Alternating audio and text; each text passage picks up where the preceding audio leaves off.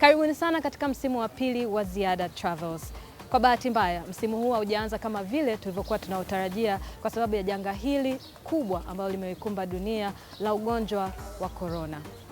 Kipindi hichi basi ni maalum kwa ajili ya kuangazia na kuangalia athari za coronavirus hususan katika sekta hii ya utalii. Naitwa Ziada Abeid na hii ni Ziada Travels. Karibuni sana.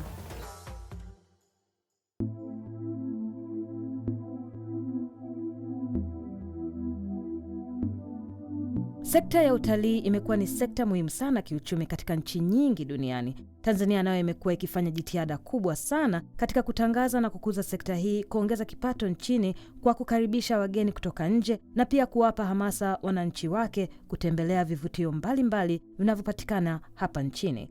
Lakini kwa sasa janga hili la kidunia limesababisha nchi nyingi kufunga mipaka yake kama njia mojawapo ya kudhibiti maambukizi ya virusi vya korona, jambo ambalo linatoa hofu kubwa na pengine hata kusababisha uchumi wa nchi kuathirika. Nimeongea na Pooja Lalji, mkurugenzi wa Rickshaw Travels na pia ni Honorary Secretary wa TASOTA, ikimaanisha Tanzania Society of Travel Agents. Hi Ziada, thank you so much for having me on your show. It is absolutely fabulous.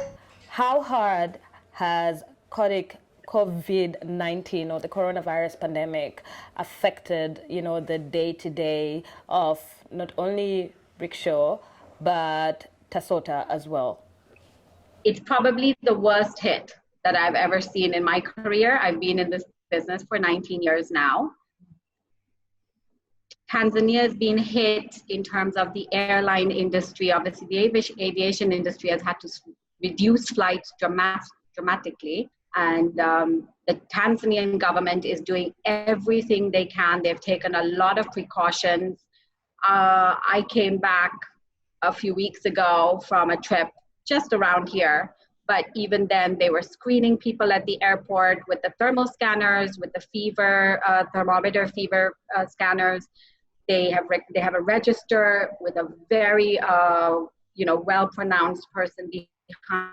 We all say this too shall pass. And I truly believe that. Before Corona, how was the local tourism, meaning the whole East Africa comparison to the foreign tourism? It has been a definite challenge. Unfortunately, Corona came at a bad time because we were about to begin peak season, which is usually from June till October, which is where the Great Migration occurs. And you have, over 1.5 million wildebeest up north, crossing the Mara River and so on. So Kenya and Tanzania do tend to gain from that quite a bit. We are actually within the airline and tourism industry, we contribute to 20% of the GDP for Tanzania, as per the last statistics that have been recorded. So it is a large chunk of change, so to speak. And at the moment, because of the situation being as fluid as possible, I think most agents have probably received more than 80 to 95% cancellations for April, May, and June alone. And this is just from people we're speaking to within the industry. Tanzanians who haven't seen their own country, and this is what I know you always encourage in your show with people, is for everyone to go out there and see. We have the most beautiful places on earth. We have the Ngorongoro Crater, we have Mount Kilimanjaro for the adventurous. We have all the different national parks, which has everything from a lake to a mountain to a hill to savanna on it. And we have down south, we've got Selous and Ruaha with the greatest bird life and nature walks that you could possibly imagine. So we've got Udzungwe, we've got the western part of Tanzania, Lake Tanganyika. So I will encourage, we are still as Rickshaw promoting domestic tourism. We're still selling promoting all the domestic packages, obviously not outbound, but anything inbound. And we've spoken to lodges and suppliers and so on. Everyone has been super supportive in terms of decreasing their rates, especially for Tanzanian citizens. Park fees are much cheaper for citizens to travel in within East Africa in general. So I think this is a great time for domestic tourism with residents to happen. you would, I mean, how many people will go and say they went to the crater and they only saw a couple of cars around them, where normally in peak season you would see 50 vehicles around them.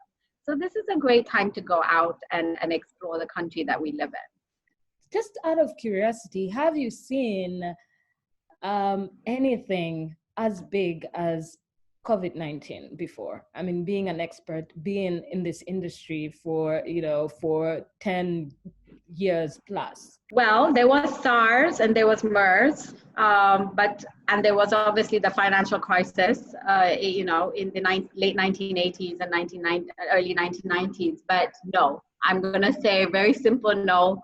We've never really seen anything like this. I think the biggest factor here is the spread. It's how fast it can spread to other people. How do you foresee traveling after coronavirus?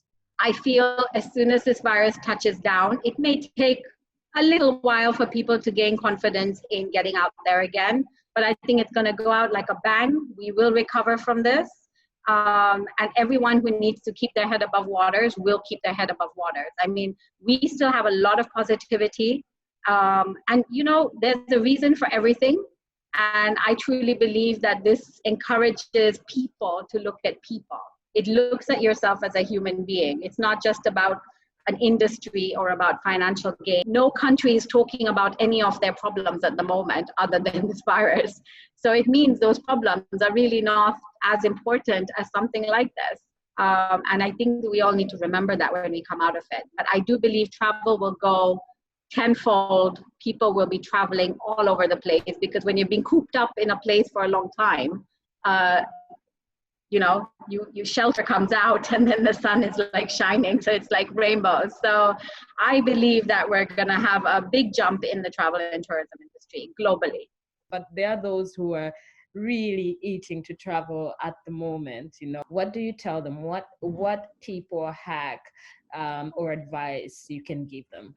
So if you are happy to do exclusive safaris, for example, I know a lot of tour companies are doing the same thing, but we, for example, in the north with our vehicles, they're disinfected before and after every single trip. The drivers and the guides all wear masks and gloves accordingly. That we've taken every single precaution that we can. And as long as you're not exposed to it, which is a less likely chance that you are in the wild, to be honest, because where there's less people, you're not going to be exposed. So going out into the bush and exploring your country is the best thing you can do. I'm not going to suggest going into water or going diving in Lake Tanganyika at the moment, but definitely going into Salou, into Ruaha, in the non-rainy season, of course, because it's going to be closed soon, as well as going up north to Serengeti, to the crater, going up, hiking up Kilimanjaro. I mean, this is the cleanest air that you could possibly find right now. And travel by car, maybe not if you don't want to take the public transport or you don't want to take local airlines because of the distance between people. Drive. I mean, we have beautiful infrastructure, beautiful roads going up everywhere. Go and see the country. It's absolutely amazing. All right, thank you so much. Thank you so much. And you are amazing, and your show is super amazing. So thank you. Oh, lovely. Thank you so much.